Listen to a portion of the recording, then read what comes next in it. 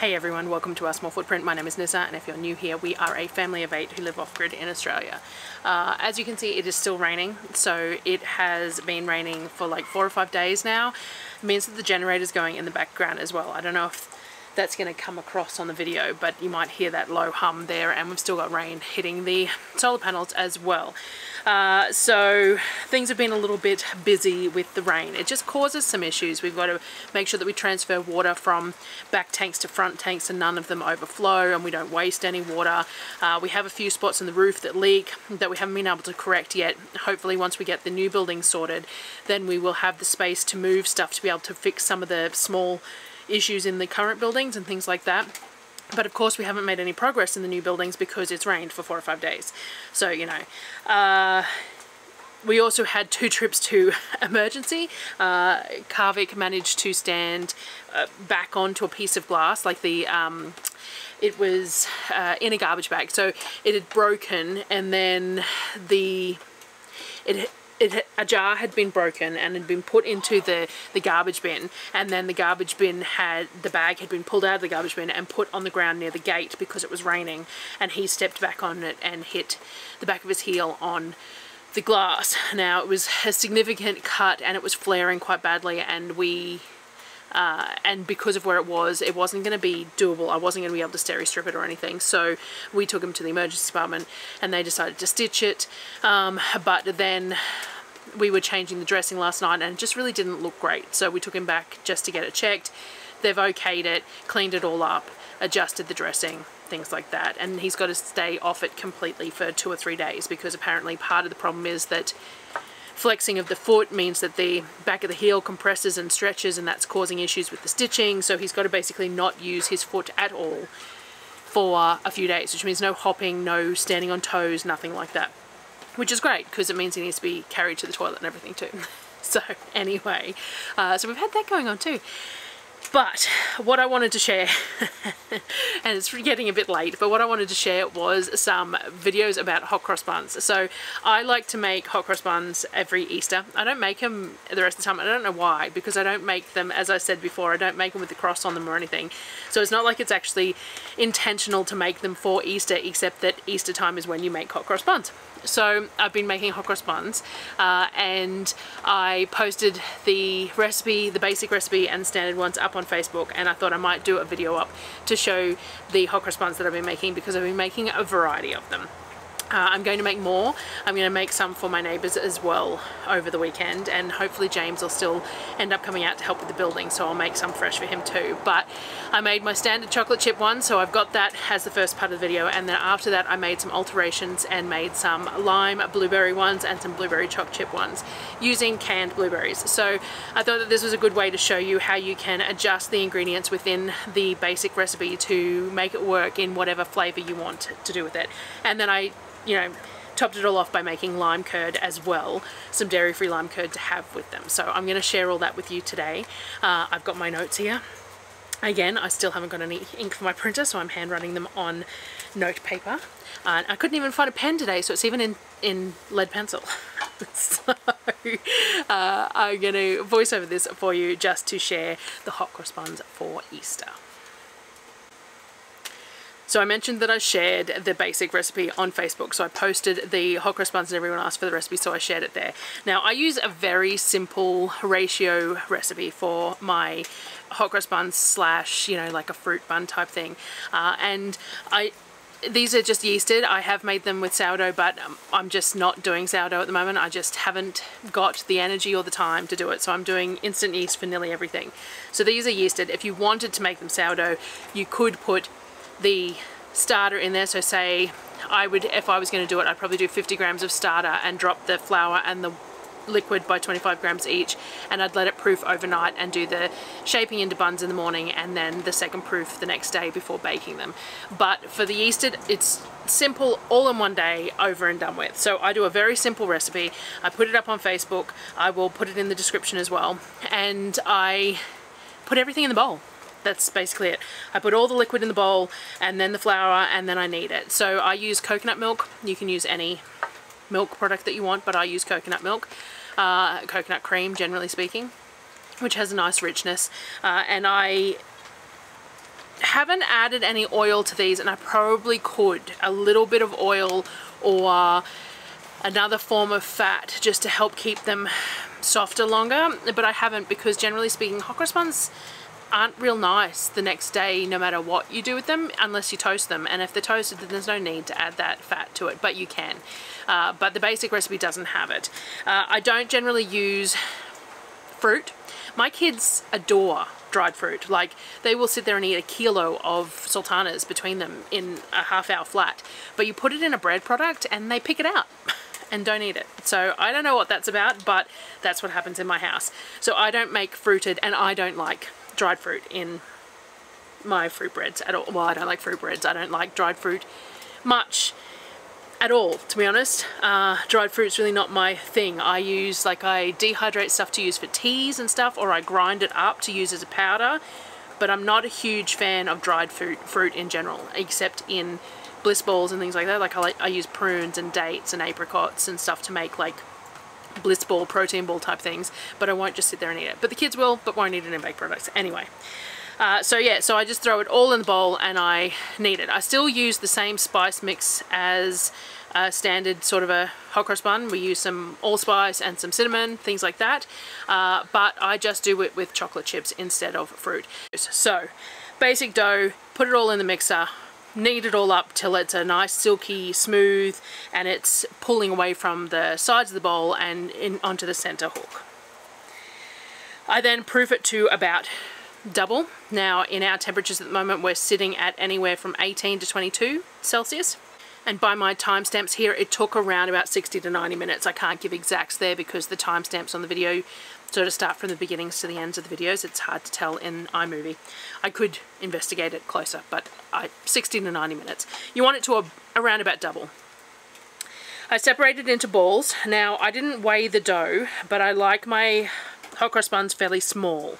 So I did it by eye and ended up with 16. I really should have gone for 15 for ease of fitting it into the baking tray, but I ended up with 16. So that works out around about 90 odd grams per ball, but that would depend on what your add-ins are. Like, because these have Choc chips in them, Choc chips are quite heavy, so that's going to bump the weight of your individual rolls a little bit. So at about 90 grams, these made around about 15 to 16 hot cross buns. I shaped them into tight balls, and I do this for all my rolls or anything else. It's about putting the dough in your hands, pulling all the edges into one spot, turning it over and rolling it in that motion to create that nice tight skin on the top, and that's going to allow it to proof within that ball without creating little splits, so it's going to be a nice evenly rounded proof. We'll put some clips in here of doing it, but I don't know if I got the camera angle quite right to show you specifically, but I do it in a lot of different things that I do, and there's a lot of different methods. You have to find the way that works for you. Some people do it on the mat, I do it in both my hands because I find that is less pressure on my wrists to do it that way. Everyone has their own little way to do it. I put them in my cast iron baking trays lined with baking paper, and then I shoved that 16th one in there. I made it fit. I wasn't going to waste the dough, but I wasn't going to cook it in anything else either. And then left it to be covered for its second proof, which took around about 45 to 60 minutes for the balls to sort of rise up enough that they were all touching each other and they were nice and puffy on top, and they looked good to me. This is what they look like after they were cooked. While they're still warm, I brush them with a bit of ghee. Some people use like a sugar syrup or something sweet or juice or something like that. It keeps them nice and soft but gives them that shine. They're super fluffy inside, plenty of chocolates, and as per most home baked goods, they're always best that same day. They're never going to be as good as they are right now. Of course you can try adding bread improvers and things like that to make it work. I have been meaning to try and do a tangzhong, I'm not sure how to pronounce, the cooking of the flour and water that gets added to the dough, and it's supposed to make them last longer.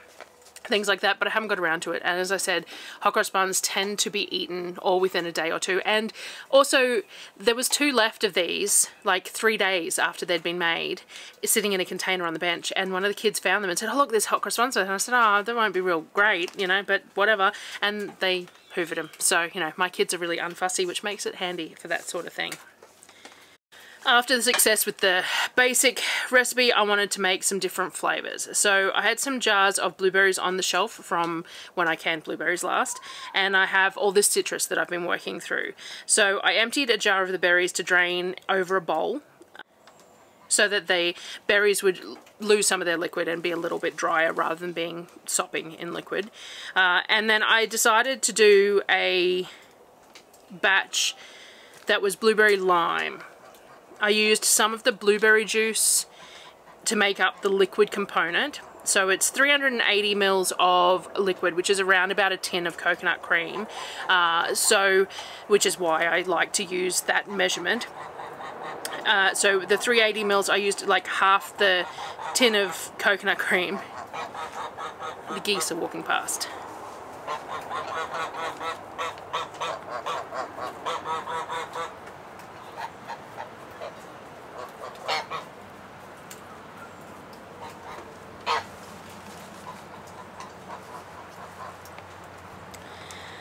So I used about 100 grams of the blueberry liquid and then topped that up with the coconut cream, but also used about sort of 30 grams of lime juice as well as all of it. So it ended up being still the 380 grams of liquid, but made up of the blueberry juice, the lime juice, and the coconut cream. I also used some powdered lemon zest. So I have dried, this is partly why we don't do videos out of order normally, but I had dried some of the lemon zest at some point and I've ground it up into a powder, and I've used a couple of tablespoons of that ground up lemon powder as well in this too, to add just to help boost that lemony flavour, that citrusy flavour. Then I added all the rest of the ingredients the same. Now I bumped up the flour by about 25 grams because the blueberries that we're going to add instead of the chocolate chips are going to have more moisture in them. So I didn't want to make the dough too slack to work with. So I added about 25 grams of extra flour into the mix just to help compensate for that liquid.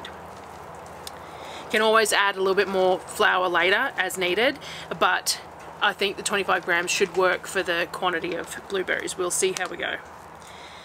I contemplated the best way to add the blueberries, like whether I'm kneading it in by hand or after the first proof laminated it through, but because they were sort of wet and mushy, they're not going to hold their shape no matter what I did with them. I decided to just throw them in the mixer. Now this is a bit like when you add butter into a dough after it's already been brought together somewhat. It's slapped around in that in the bowl a lot without looking like it was going to do anything, but eventually it brought it together to a degree. Again, similar to butter, except that butter is absorbed a little bit better than these blueberries were. So by just having a bit of patience and just letting it go, it slapped around the bowl, but it did start to absorb those blueberries as well, and pulling away from the sides and going up the hook in the middle. There was still a fair bit of excess left on the sides of the bowl, but I decided, when I decided to call it good, it felt like there was enough that was incorporated into the dough that there wasn't an excessive amount of waste and things like that. I put it in a lightly oiled bowl to proof like the other one, and we're going to leave it to come to about double. Seeing as I had a dirty bowl and I still have half a jar of blueberries, I decided to do a blueberry choc chip batch as well. Not sure whether the kids would like the lime blueberry one as much. They'll eat them because, as I said, my kids aren't fussy, but not sure whether they would like them as much as ones with chocolate in them. So I did the same basic steps. I didn't put any lime in it though, and I didn't put any of the blueberry liquid in this particular one. I again bumped the flour again by about that 25 grams, but I added the blueberries in with everything this time rather than putting it through at the end. And then let it knead until it pulled away from the sides. About, you know, the 4 to 5 minutes is what it takes for it to get into that good texture. Again, I put it in a lightly oiled container to rise. Once they'd approximately doubled, I weighed the entire dough and divided it by 15 to make it easy for the trays. The lemon ones were about 75-80 grams each, and the chocolate chips one were more 90-95. As I said, chocolate chips weigh a lot more, so obviously each ball is going to be heavier. because of the weight of those. The lemon ones were definitely a little more sticky. I just sprayed my hands with a little bit of oil every now and again though, and they were easy enough to work with. They didn't stick to the mat, they didn't overly stick to my hands, they were just a little more tacky than the other dough.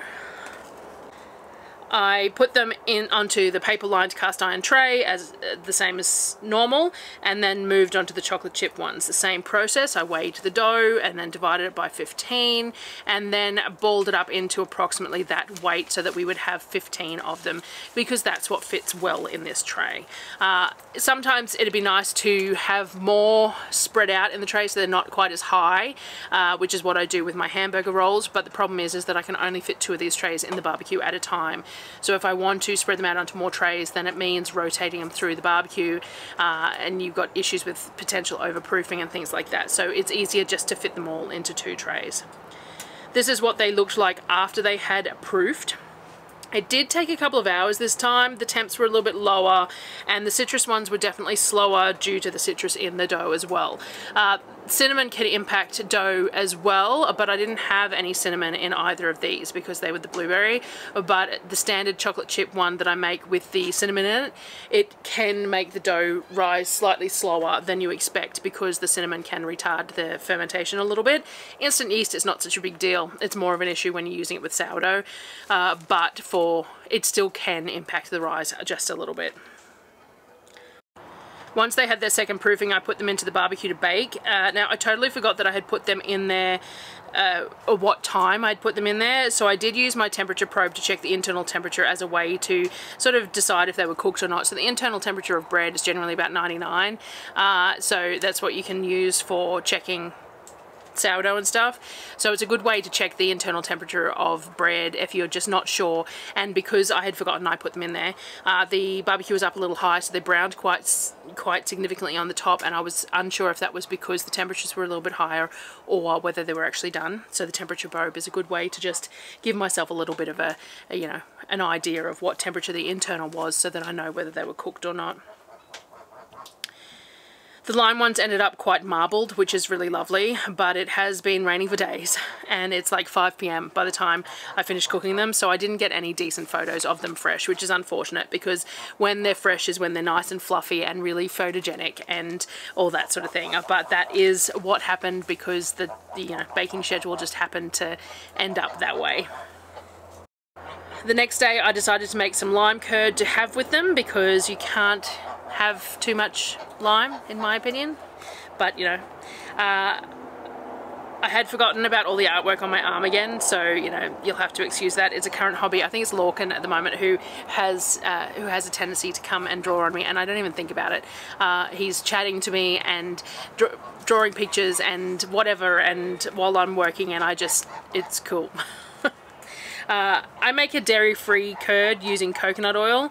It still ends up lovely and creamy, but potentially a little more flavorful or bright because there's none of that dairy in there, especially with lime. So I don't suggest making a lime curd if you're not into lime, because it's very, very limey. Lemon curd can be quite mellow at times, but lime curd is definitely really forceful and in your face. But I really like lime, so I'm happy to have it like that. But if you were gifting a curd, I think if you're not sure whether they liked lime, definitely stick with lemon. So this is another recipe where the Thermomix really shines. You throw everything in and turn it on and you have curd. So the recipe is... I'll put the recipe in the description as well, because I was going to tell you it while you're watching it, but I forgot to bring that note out with me, so there you go. But it's eggs, coconut oil, lime juice, and that's kind of like it. Oh, sugar. So sugar, coconut oil, lime juice, and eggs, and you put it all in the Thermomix and you cook it for 10 minutes and you have lime curd, and it's amazing. This made 3 300ml jars that I filled up to put in the fridge. I can freeze these because there's a nice wide mouth jar, so what I can do is just stick a couple of jars in the freezer if I want to for later on. You can make slightly shelf stable curd.